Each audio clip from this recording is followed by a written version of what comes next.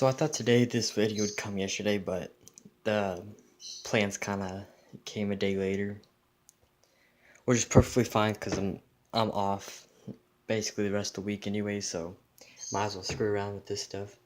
And basically, I think in a live stream I maybe said it in a video. I have no clue, but I said I was gonna add. Um, I was thinking about adding like a big bush of narrow leaf java fern and basically putting it right. I mean, the lights are on right now, but they'll be turned on in a second. But right in this corner, see if I can stuff a bunch in that corner so there's like a big bush back here. So I thought that would look cool. So I went to Glass Aqua, um, where I get all my plants, and it came today. It came in a box and a little, I don't know what you call these, envelopes type thing.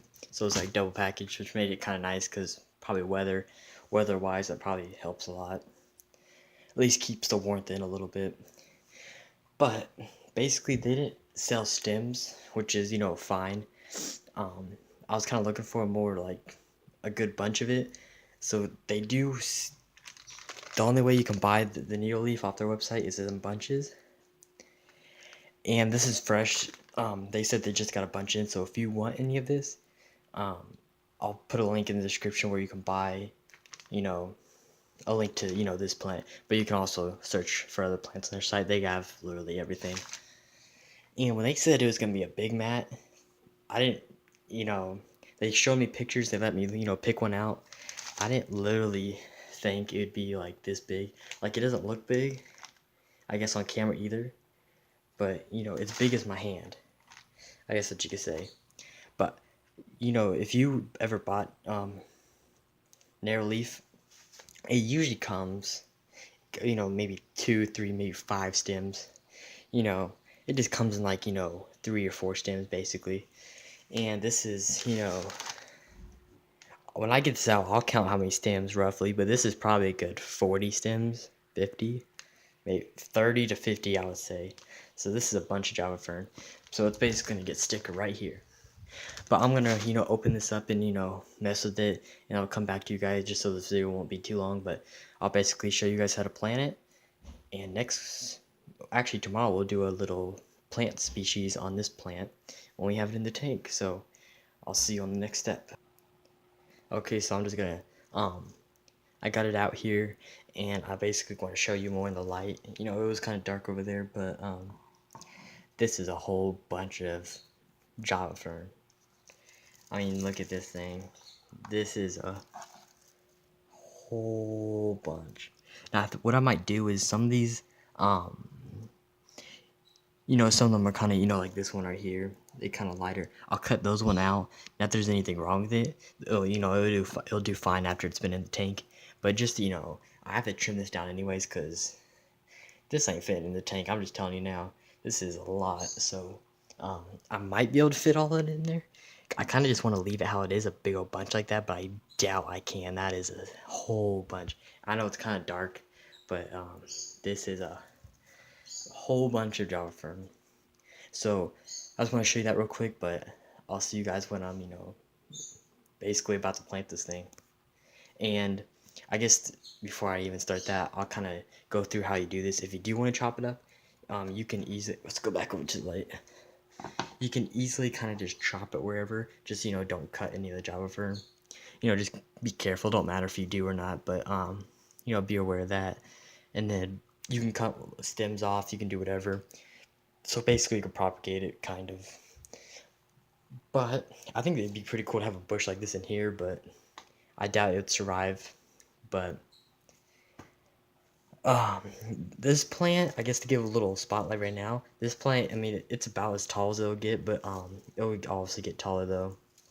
It's pretty big as is, but they'll probably get, I mean, they can get probably a good foot long. But this is about, probably the longest one, probably 6, 7 inches. But other than that, I'll come back to, me actually putting in the tank. So, obviously the water's extremely cloudy from, all the ADA kicking up and moving around stuff. But I did have to cut the plant, not exactly in half, more like, I would say about 40-60, like 40% went in another tank and 60% went in this tank. Um, but what I did is this rock that was in this corner could no longer fit. And obviously you see it's in this corner. Now this isn't buried. It's still above ground, but there is ADA holding it down.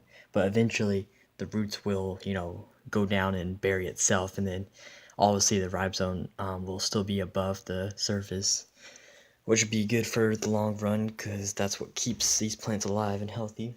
So this rock, I don't think it's going to be existent no more. I never did like in the first place, so maybe that was a good thing.